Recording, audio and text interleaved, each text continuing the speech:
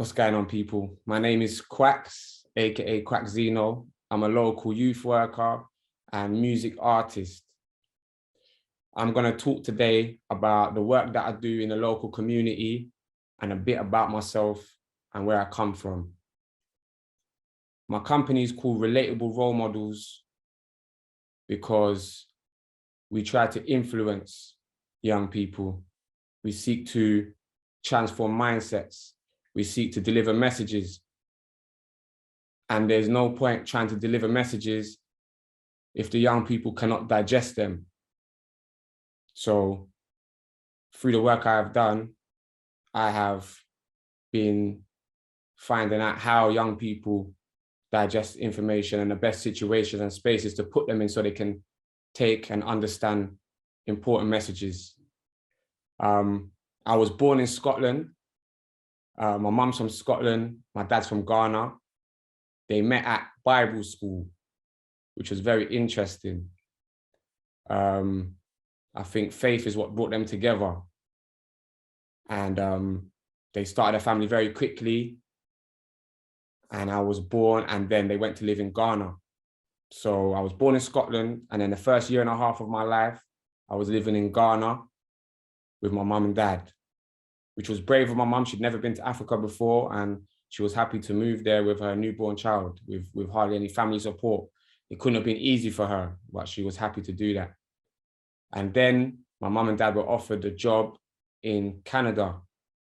And it wasn't Canada that you might think of. It was actually on a reservation with Native Americans. So when I was growing up, my memories are of tribal celebrations, tribal ceremonies, seeing the Native Americans dressed to the T in their full regalia. So I'm talking full feathers, the beating of the drums. They used to go fishing. They used to take my dad fishing. I remember the smoked salmon. It was beautiful. I reached about 5 years old, and then my dad said, we're going to go to the UK. My dad said, we're going to go to the UK because my dad felt the education system for the Native Americans set by the Canadian government, it wasn't great. So my dad wanted me to have a good education. So my dad said, we're going to bring you to the UK. So that's where we settled in South London. I was 5 years old, going to school in South London, my mum and dad. And actually, it was actually a nice feeling coming to South London because I got to see people that looked like me. I got to see people who also had a white dad or white mum and an African father or African mum. And I got to see other children who could relate to me, speak my language. So that was I felt like I was somewhere I belonged. Going to school in year one was okay, was no problem. A lot of the young people though played football, and as I'd played baseball and American football growing up, I found it hard to get along with everybody, and I found myself having to catch up in terms of football. My dad didn't play it with me, but my dad actually played for a football team, so it was interesting that why he didn't play it with me as a young boy. But I remember being in school and not being able to keep up with all the other boys. Family life was great at home. My dad started a church in Brixton, South London. Sundays for me and the family was the best days. We dress up in our best clothes, shirt, jeans, shoes, and it was like an African church, so it was very vibrant, very musical, very loud, and it was great warm feelings every Sunday, you know. And after church, they used to have it was called a love feast where everyone brings food and we all eat together. And then that came to an end very abruptly when my dad cheated on my mum, and that was the end of life as I knew it. My dad actually took my mum to the airport one day and then took me to KFC and then took me to another lady's house and then put me in front of the TV and had me eat my KFC and then went in the other room with the lady and shut the door. And then next thing I knew, we were moving house and my dad wasn't moving with me. And that felt weird, but I didn't know what to expect. Bear with me as well, guys, as I have a prompt here that's going to help me.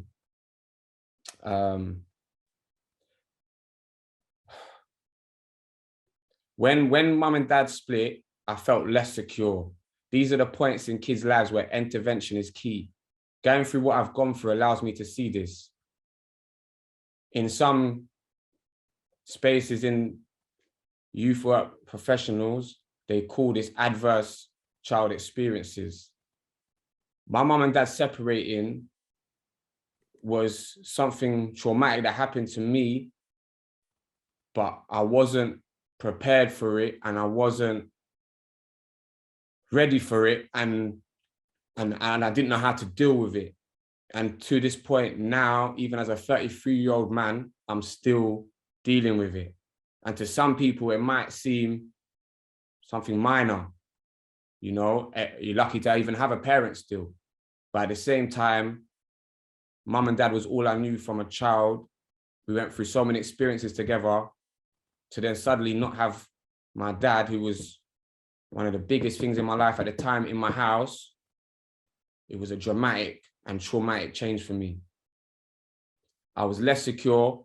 I was more vulnerable. I had no male role model in my house showing me how to deal with my emotions.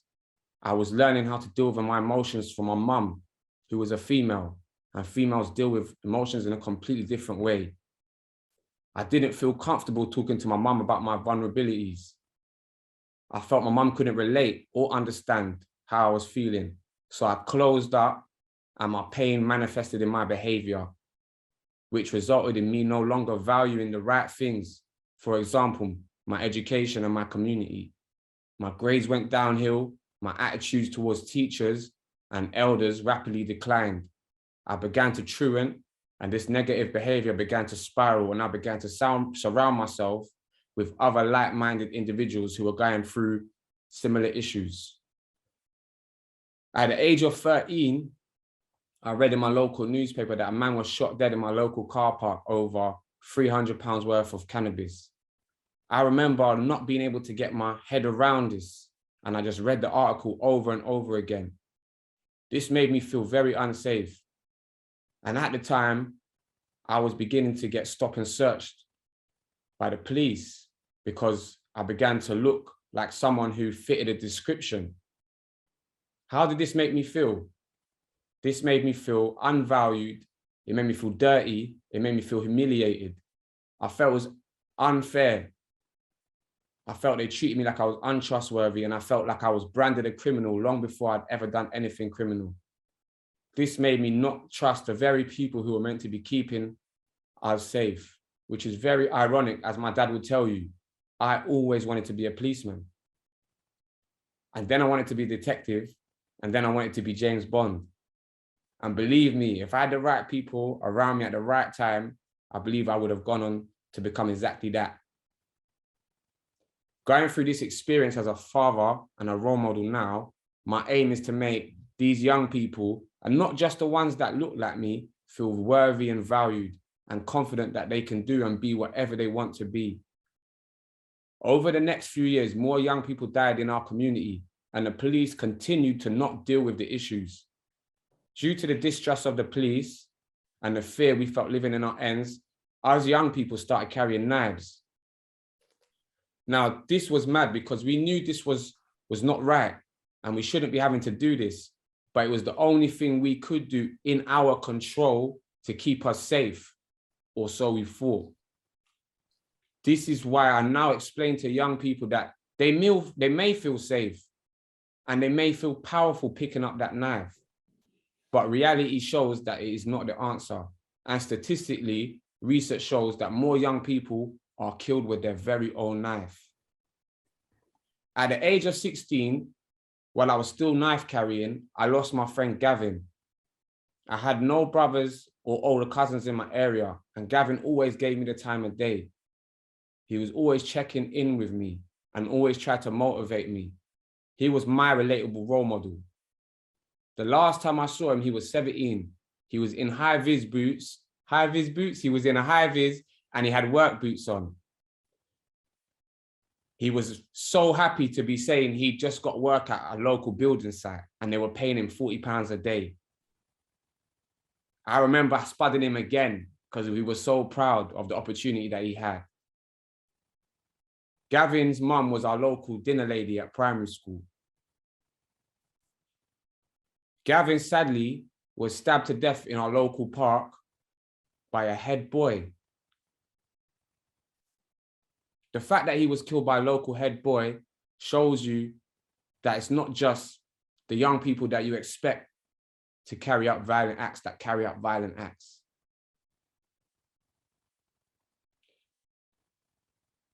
The person that stabbed Gavin was given 3 years because he said Gavin was the aggressor. So he only did 1.5 years. That really hurt our community because we felt like the judge and the jury didn't give Gavin's killer the right sentence.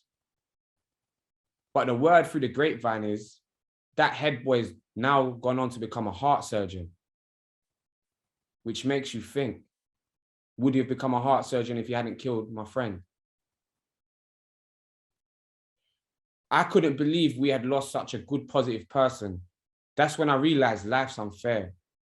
This pushed me even further down the wrong road as I felt even more detached from society and I didn't feel like I owed anybody anything. Losing Gavin didn't make me stop carrying my knife. In fact, I carried on carrying it right up until an incident where I was outnumbered and I could have used it, but I didn't. And that's when the penny dropped for me. Why would I continue to carry a knife if I wasn't going to use it? Especially as I always knew there was a risk of going to prison if caught with it. Just before losing Gavin, I'd started drug dealing, but this wasn't my first venture into business. At the age of 13, I started my own computer building company after breaking my computer, probably by going to some funny websites I shouldn't have been going to, and then I needed it repaired. So Mum got in touch with someone locally and he did more than that. He actually sat me down next to him and taught me how to take my computer apart and put it back together. This is when I thought I could make some money here and began to tell the kids at school if they needed a new computer or an upgrade for them to holler at me. However, life in South London moved very swiftly. And I always wondered what happened to that boy who had dreams of becoming a computer whiz. Why did I stop that venture? I think I really began to hate the smart side of me as I thought it was weak and geeky. And more so, I felt like I couldn't survive in my surroundings like that. It was like the person I wanted to be and could be was being eroded by my circumstances. Potentially, if I'd had the right guidance at that time and the right role model, I could have succeeded and not gone down the path I did, but I didn't. Growing up, I always had a love for art. First cartoons and then bubble writing. Kids in class were always asking me to write their names for them on paper in bubble writing. And then one time on one of my truanting excursions, I was introduced to the world of graffiti. For some reason, I took to this like a duck to water. And looking back, it was a perfect outlet for my anger as it allowed me to express my feelings. However, there was no legal place to do it. So again, we became wanted by the police as I was notorious for tagging my name all over London. My love for graffiti started my next business venture though. The only paint shop in South London was in Brixton. And a lot of graffiti writers were predominantly white. And there was always a lot of horror stories going around about how certain graffiti writers had gone to buy paint in Brixton and came back with nothing. I wasn't indifferent, but because my dad lived in Brixton, I was familiar with the area. I'm familiar with some of the faces. So I saw a niche in the market and I started being the middleman for the graffiti community, saving them a risky journey, having to get it themselves. Whilst only 14 years old, by the way, and I was dealing with mainly 20, 21-year-olds. This went well for a while and I even built a website because I had the computer knowledge, you see. And artists could go online, contact me, put in an order, and then I would meet them and sell it to them at twice the price. It got to the point where I didn't even see coming, and some of the biggest artists in the graffiti scene in London would meet me in Croydon and pay double the price happily to avoid going Brixton. Again, I wish someone had pushed me in a positive direction surrounding this business, as there was a lot of potential in it. I then reached a point with this business where I'd started smoking weed and thought that weed would be a better investment. Plus, graffiti had also started to become geeky to me, and I was seeking a more exciting lifestyle. Drug dealing was easy to get into, as a lot of the olders in my area did that, and it seemed like a viable source of income. I wasn't aware of the risks and consequences I was facing, as I hadn't experienced any up until that point, nor had I been warned by anyone who had lived these experiences.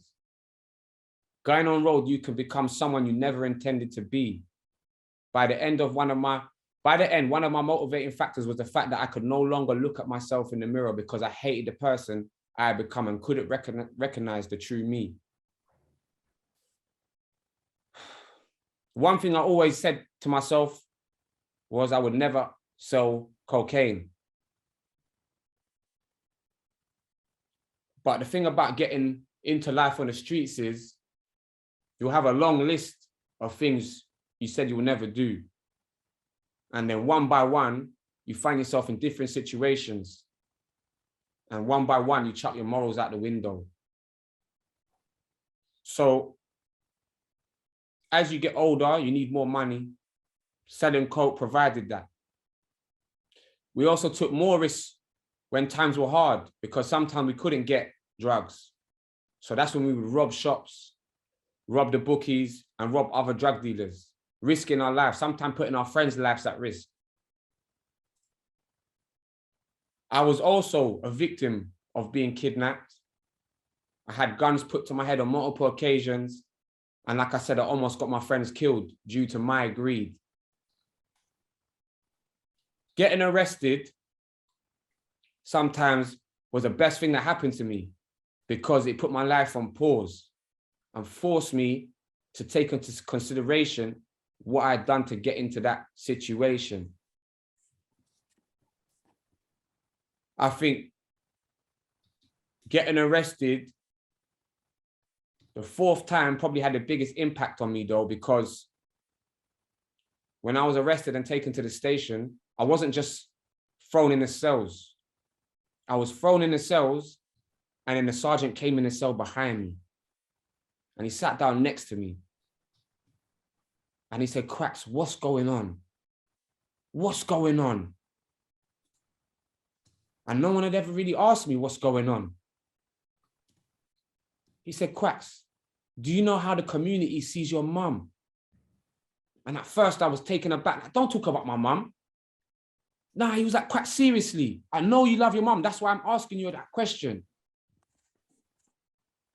And when I thought about it, I couldn't run away from the answer. And then he said it out loud for me. "The community sees your mum as a piece of shit on our shoe." And I was like, wow. Because that's not my mum. My actions, I was responsible for. My mum didn't bring me up like that. And that's when I began to realize life's deeper than how I saw it. You know, I was respected, but who was I respected by? Kids. I was respected by people who hadn't lived life, who hadn't experienced life. And the people looking down on me were the people who'd faced the struggles of life. And you know what? They thought, I'm a little toe rag, probably a result of his mum's parenting. And that's wrong. My mum was a great mum. She never influenced me to do anything wrong. She was a single mum. I never even saw her bring a man back and have a one-night stand. You know? It's crazy. But yeah, that really helped, that challenging statement from the police officer who decided to build a relationship with me, taking the time to come and sit next to me, not just locking me up. In 2010, things took a turn for the worse as my life began to crash before my eyes, and I was caught up on multiple drug and robbery cases, which resulted in me being banned from the area and being forced to leave Croydon and all I knew. I ended up being at a friend's house in Worthing near Brighton, where I immediately began to build a drug line as I needed money to survive, and it was all I knew at the time. But the summer of 2010, my life changed. And I asked God, if you'll give me a different path, I will take it. I believe I did this because I was fed up of where I was in life and doing things I didn't really want to do, and was facing time in jail. And I knew this is not where I wanted to end up.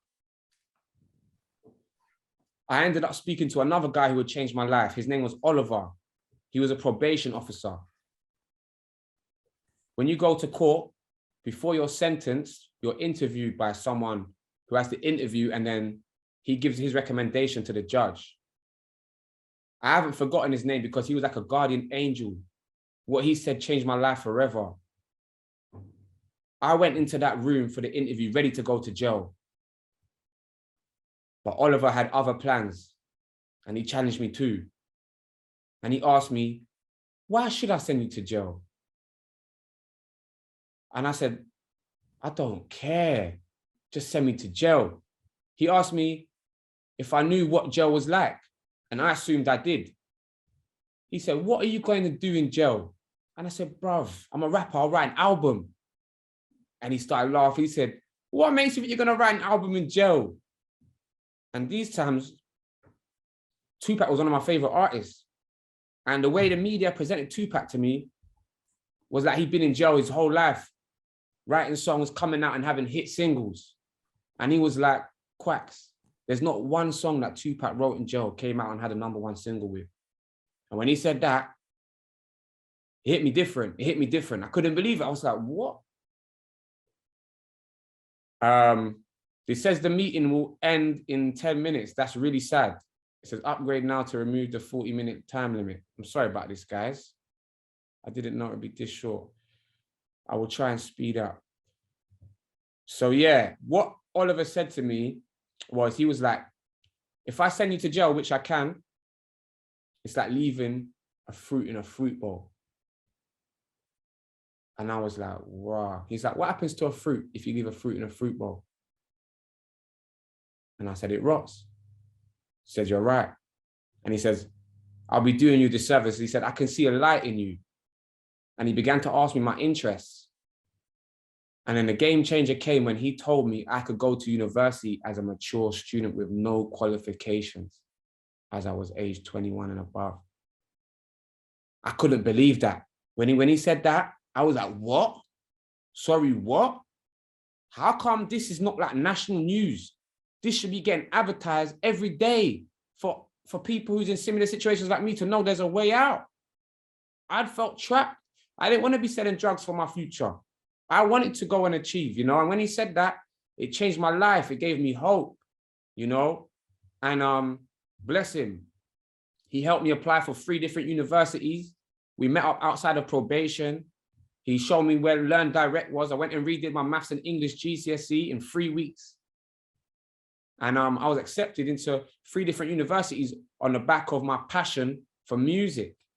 So all they wanted me was to write a statement saying why they should let me into the university. And I was accepted into 3, which I couldn't believe. And within 3 weeks, my life had changed. I was in front of the judge. The judge says, if he ever sees me again, he's sending me straight to jail, but he can see I've got opportunity. I sold my last drug September 20th, 2010. And with that money, I bought a ticket to High Wycombe, and I never looked back. Yeah. It wasn't easy coming to High Wycombe. It was different. But one thing I didn't do was come here to make friends. I came here to change my life. So I didn't get in with the crowd of the people who was my age selling drugs in this community. That wasn't my aim, but I knew who they were. I could see them. It's not hard. But I kept myself to myself. And by God's grace, I was given some roles in youth work in the local community. And one thing I found out was many of the problems we faced back in South London, we faced here due to a lack of broken families, really. I was given a chance to work in Hazelmere, which is I would say, a more posher area than High Wycombe, Micklefield. And when I was in the youth club, there was 30 young people, and 4 out of 30 young people were only ones who had a mum and dad still together. And when you look at the statistics for fatherlessness and lone families, like lone parent families, statistically, they do worse in everything. They're the ones most likely to be in care. most likely to go to jail, most likely to cause problems in education, most likely to be killed. It's really sad, you know? Broken homes and broken families are responsible for a lot of the problems we're facing. But we can't blame them, you know, because a lot of families lack support. I don't know if you guys know about Maslow's hierarchy of needs. Yeah, it's deep. Physiological needs, like air, basic ones, air, food, water, safety needs, like security, employment, love and belonging needs, like friendship and family. A lot of these young people have issues with a lot of these. So we'd be wondering why they be coming to school and there's a lot of disruption. If their needs are not met, we face problems, you know?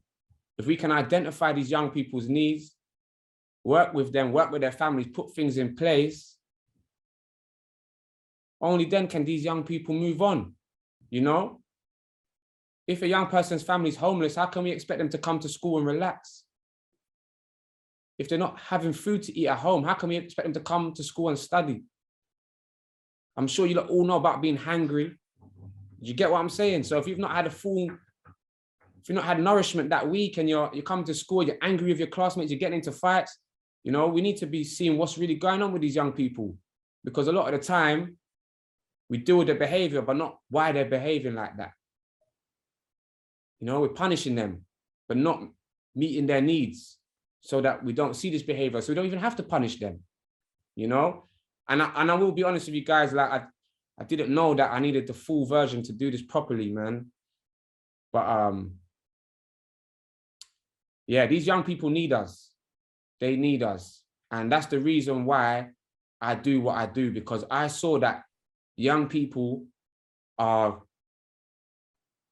being almost ignored. You know, when I'm seeing 15-year-olds go to jail for 8 years for stabbing someone on the main road, but this person was in school a year ago. Do you understand? But then he got kicked out of school for something. And when he's been kicked out of school, he's now at a pupil referral unit, you know? And then maybe he's not getting on at the pupil referral unit and mum and dad's at work. So when he's not coming into the pupil referral unit, he's out on the road. Who else is out on the road at these times? People who don't go to work. Drug addicts. Who meets the needs of the drug addicts? Drug dealers. Who doesn't want to be arrested? Drug dealers. Who would they take advantage of? Children. Which children? Children who are not in school, who are not being looked after, you know? So that's why I do what I do.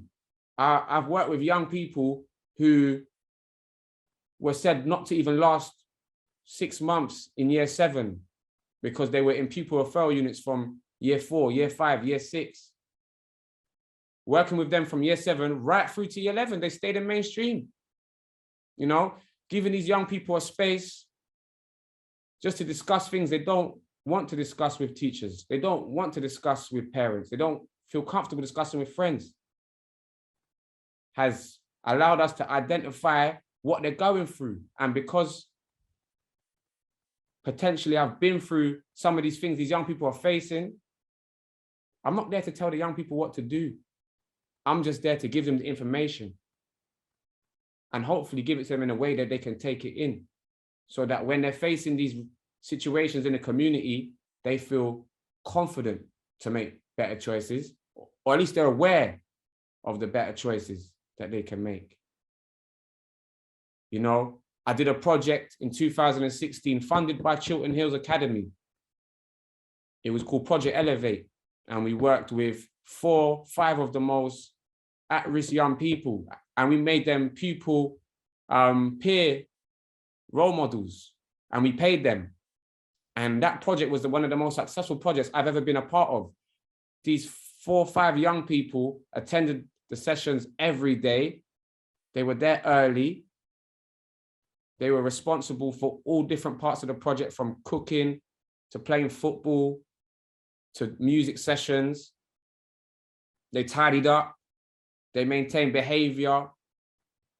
And you know what? The younger people saw the older people acting like that and followed suit. when this project was finished, I think 68% of the people that attended were from pupil referral units. They had YOS orders. You know, the police told me this was one of the quietest years they ever had. And, you know, since that project, it's been absolutely sad, because when the project ended, all the young people's asking me, Kwakz, when's Project Elevate coming back? Kwakz, is it coming back? And you know what? The next year we tried to get things in place, but due to red tape and safeguarding situations, we couldn't get the funding. And these young people, sadly, we saw their needs go back up. And I'm talking as a result of the lack of engagement, as a result of funding. One is now in heaven, Zaid Sandy. He was killed by a boy from Gerrards Cross who drove into High Wycombe looking for a young person from High Wycombe to kill. This was documented. One was jailed for 8 years for a stabbing on Desborough Road. One was jailed for 6 years for a stabbing outside Wycombe Magistrate. And one is now a full-time drug dealer on a large scale in the local area. And 2 are now young fathers who've been in and out of jail. So these were young people who at one point were aiming high, working every day, turning up, asking for engagement, asking for outlets. But due to a lack, we had to leave them to their own devices, leave them in the local communities. And if there's no positive role models in the communities, they will find some role models. All right, so I was just talking about how we put on a project called Elevate in 2016. It went amazing. And then we went to try and do it again without the support of the school. And it was rejected. And yeah, the young people faced the brunt of that. But what that actually did was force me to jump through the right hoops to ensure that we meet the needs of our young people. So since that project, I set up Relatable Role Models in 2018, and I decided to contact local schools and just find out if they've got any young people that they wanted to maybe potentially kick out that are disrupting the schools. And I said, yeah, just get me in front of them. And like I said, some of these young people, I engage with them from year 7 right and through to year 11, and they just finished their GCSEs, you know, and they stayed in mainstream throughout.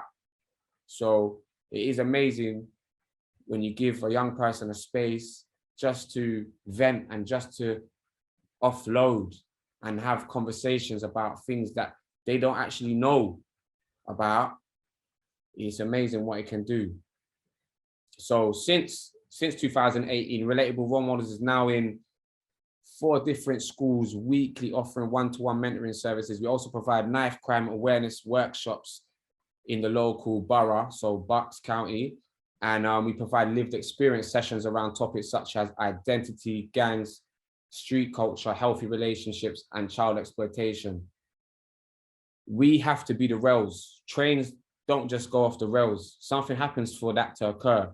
If the driver had foresight of this problem, what would he put in place to stop the train going off the tracks? Children don't just go off the rails. And sometimes there were no rails to begin with. How do you be that rail if you never had a rail? You don't know what being a rail looks like or feels like. Kids bringing up kids is a term I heard and didn't understand until I did this work. And some of the problems we face are young people having kids and not maturing by the time their kids are going through formative years. In turn, bringing up kids whose emotional development has been stunted and in turn face their own behavioral issues. We have to educate. We have to keep educating. By meeting them where they're at, we have to accept that young people are figuring out life like us all. And sometimes that looks like going off the rails. We need to accept that this will happen to some, and we have to prepare all of them. What can we put in place for them that doesn't demonize them or isolate them and push them further away from us? Inclusion is the only way forward. Once people realize that we're in this together and they feel like part of our community, then they will take responsibility for themselves and the community, in turn, influencing others to do the same. Once we can get this embedded in our community as a culture, then this will be passed on to the younger generations, and mindsets can positively be impacted for the long-term future. Like when I meet the young people, I let them know I want to see them win. I wish I had someone who warned me. I let the young people know they've got it harder, especially with social media. I don't know what I would have done personally.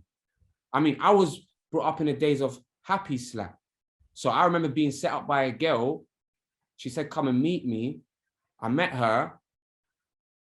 I was year 10 and I'd liked her since I was year 2. So I liked her a lot. When I got off the tram to meet her, there was a gang. And they all had their phones out. This was in 2005. This was the day of happy slapping. I knew what was coming. I couldn't run. So the boys tried to happy slap me on camera in front of the girls. And when they started, the girl started crying because she didn't understand the consequence of what was going to happen to me. You know, I put my hand up so they couldn't happy slap me. I've seen my houses down the road. I tried to play it safe, be as calm, not as rude. As soon as I got to my mom's house, I ran to the front door and then they all ran away, you know? And then they saw me again weeks later. They said, why did you run? And they're acting like I shouldn't have ran. And I said, why do you think I ran? I didn't want to get slapped, you know?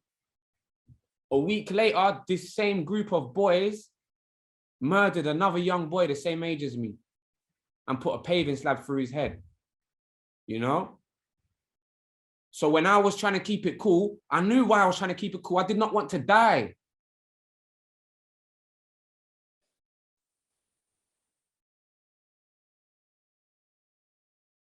So yeah, I like to start some of my sessions in the schools off with, who's played Fortnite? Some of them, they're a bit older now, they don't want to admit Fortnite. Then I say, who's played Call of Duty? And I ask them, what's the point of Call of Duty? Okay, so you're not having fun killing people. That's cool. It's a game, you know? Then I ask them, who knows CPR? And I might get one hand, if that. And then I explain to them, so more people in this room know how to kill than how to save a life. You know? When Gavin was killed by that lost boy, he was lost, but he was also a head boy. When Gavin was killed by the head boy, the boy was showing off the knife in the park. And Gavin had taken or tried to take the knife off him and basically said, stop showing off the knife. Well, the boy didn't like that and he ended up stabbing Gavin twice in the armpit, once in the neck. Now, Gavin bled to death within 5 minutes. But Gavin was with his friends. And you know what his friends did after Gavin was stabbed? They chased the killer and beat him up while Gavin bled to death on the floor next to them. If they'd had knowledge of CPR, maybe Gavin would still be here. And the reason why Gavin means a lot to me so much, like, you have to understand, Gavin gave me a tool. When I used to walk around my area, I was so angry. So I had an angry face. That was my protective face. So Gavin came up to me one day and said, Kwakz, why are you so angry? What's wrong? And he said, Kwakz, you need to mind how you're looking, you know, because if you go to the wrong area and you look like that, someone's not going to ask you the same question I asked you. There won't be time for a question. And that changed my life. That allowed me to maneuver in my local areas safely. I could go from Croydon to South North to Fortnheath to Brixton and look at groups of boys. But the way I looked at them, I wasn't angry. So they didn't perceive me as a threat. So there wasn't problems. A lot of these young boys, they're angry. A lot of these young boys, they're murdering people they've just met once because they're angry. They can't control their emotion. They're murdering people because they're scared. Why did I carry a knife? I carried a knife because I was scared. Not once did I ever carry my knife and take a picture on Snapchat or pose in the blocks. I don't even think I pulled my knife out other than when I thought I was going to use it.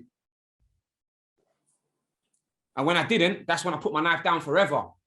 Because I was like, if I'm not going to use my knife, why should I carry it?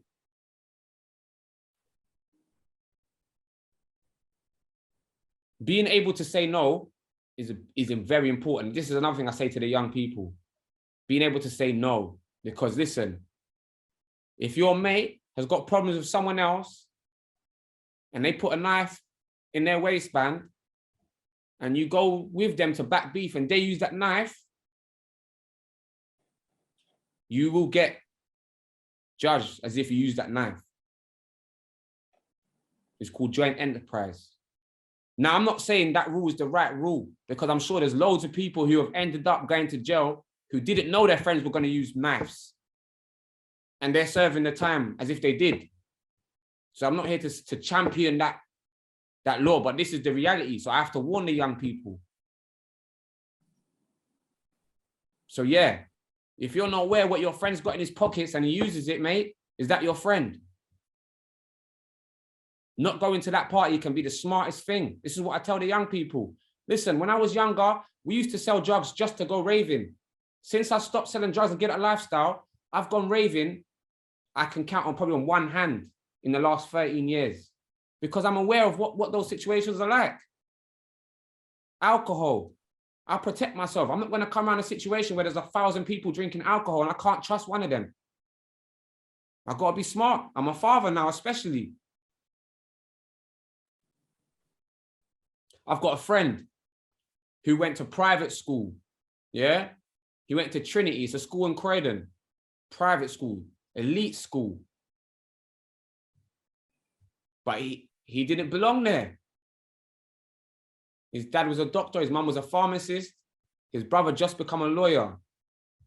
Where is he? He's serving 31 years in jail right now. Where did we meet? We met at Sunday school. But this young boy, very smart. Like I said, all his family, they're high flying now. But he's doing 31 years in jail because he couldn't say no.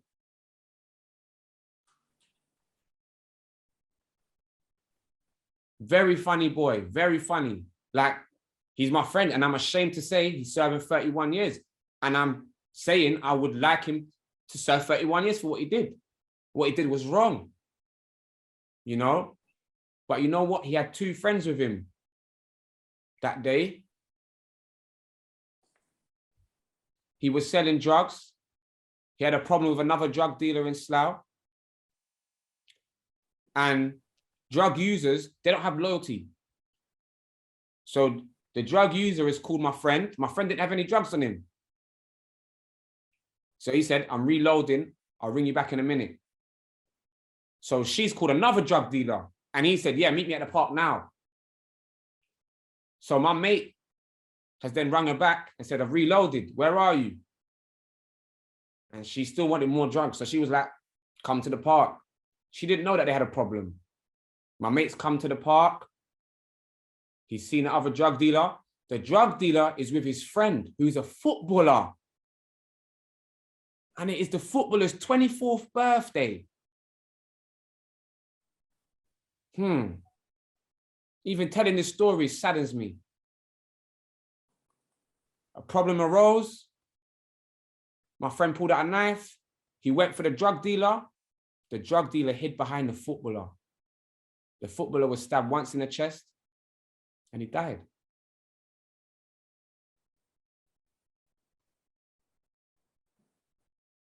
So my friend was with 2 boys. Those boys were arrested at the scene. They didn't do anything, but they were given 26 years each for just being at the scene of that murder. That's what I tell these kids, you know, your mate's going to go sell some drugs. You want to go with him? You never know what could happen. Do you think the footballer knew that could happen? He's just going with his mate to sell some drugs. Did you think he thought that would be the last walk he takes? So yeah, I tell these young people, man, I'd rather be a safe nerd than an injured or dead bad boy. It's a fact.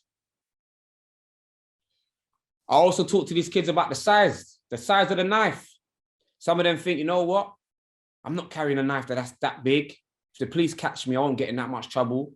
Or if I stab someone with this one, it's only going to scratch them. Nah, mate. Nah, mate. One of my friends was cutting up fruit with a paring knife. Paring knife's about that long, 2 to 3 inches. It's within the legal limit. You can legally carry a paring knife on the road. His younger brother came back from the gym and he was angry because something had gone wrong with his TV. And his brother was like a wrestler.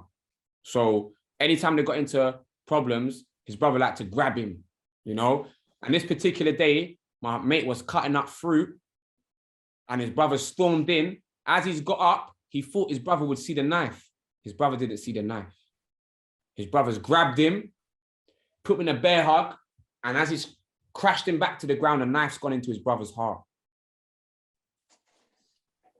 So my friend's brother died in his arms. So I tell these young people, you know, knives belong in the kitchen. That's why you have to keep them. My mate was in his bedroom cutting up fruit. His brother didn't think he'd have a knife in his hand. And when my mate's holding a knife, he's holding the knife thinking his brother's going to see it. His brother didn't see it. And his brother passed away in his arms, you know, and a lot of people, it hits them different because, you know, we've got siblings. I've argued with my brother and sister before. You know, when we was kids, we used to argue like cat and mouse. So he killed one of the people that he loves the most. I just have to be careful, you know? And then one of the biggest lessons that I like to teach the young people, I've mentioned it already at the start, is picking up a knife is like picking up your own death sentence. Yeah? The statistics show that more young people are killed with their own knife. So when these young people are picking up the knife thinking they're going to be protected, like I did when I was younger,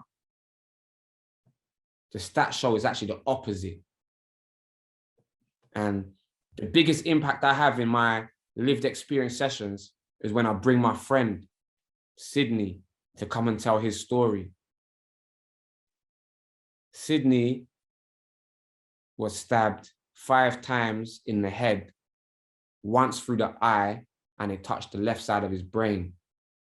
He was found with a knife still in his head, convulsing violently on the floor. When he was rushed to hospital, the doctor said he wouldn't survive the night. 4 other young men were stabbed in South London that same night, and their mothers weren't so blessed. Only Sydney survived that night. Sydney was put in a coma. He was in a coma for 3 weeks. And when he woke up, he didn't remember anything. He forgot how to read and write, forgot how to talk, forgot how to walk. He was like a newborn baby. But we were just happy that he was alive. Doctor said Sydney wouldn't survive 2 years. Sydney's here. Doctor said Sydney wouldn't survive 4 years.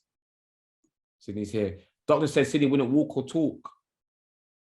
Sydney's going to be traveling up from Red Hill on Friday with me to a school in Aylesbury. By himself, he's going to travel. So Sydney's now walking, talking, doing amazing. Yeah, and when you look at Sydney, you wouldn't even know that he's been stabbed. Yeah.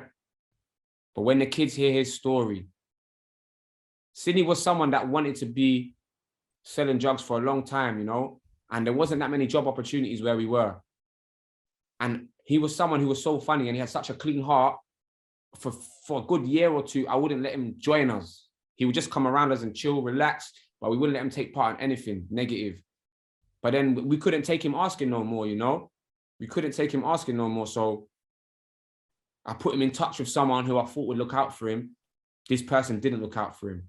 In fact, this person showed him a different side to crime where Sydney began to carry a knife himself. And then one fateful week, Sydney was robbed for an amount of drugs and he felt under pressure because he now owed the person I put him in touch with. So Sydney, with that pressure, he decided to go and rob someone else. But the person he decided to go and rob was also a personal trainer. So when Sydney's pulled out the knife on him, the guy's taken a knife off of Sydney and then stabbed him. So Sydney is the definition of that statistic. Potential to be killed with your own knife. But when the kids see Sydney hobbling into these sessions, yeah, because he can't walk, Sydney actually needs an electric stimulator to walk. He has pads up and down his leg and they're connected to electrical charge. And for him to move forward, he has to press a button and it sends electric charge through his leg and then his muscle can move. You know, a lot of these kids, they listen to drill music. Drill music is the most popular music around the world, no matter what country, no matter what language. And the essence of the drill music is doing a drill. A drill is attacking your opponent.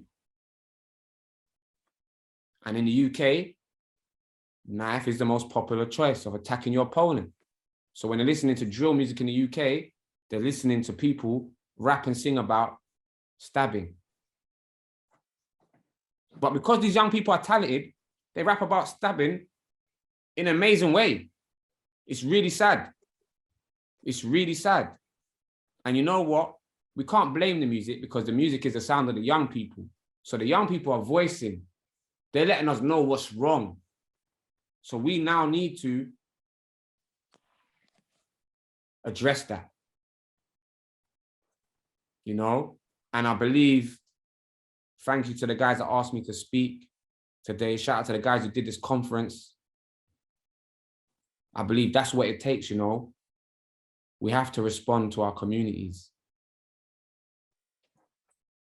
Thank you guys for listening to me today. I appreciate it. My name's Kwakz. You can find me online, KWAK_ZINO, Twitter, Instagram. I also have a website incoming. It's not finished, but it'll be published within the next 2 months. relatable-rolemodels.co.uk. You can contact me, KWAKZ@relatable-rolemodels.co.uk. And yeah, any feedback, I'll be honored. All right. Have a lovely rest of the day. And hopefully I might see some of you later, just trying to sort out childcare. All right. Have a lovely rest of the day, guys. One love.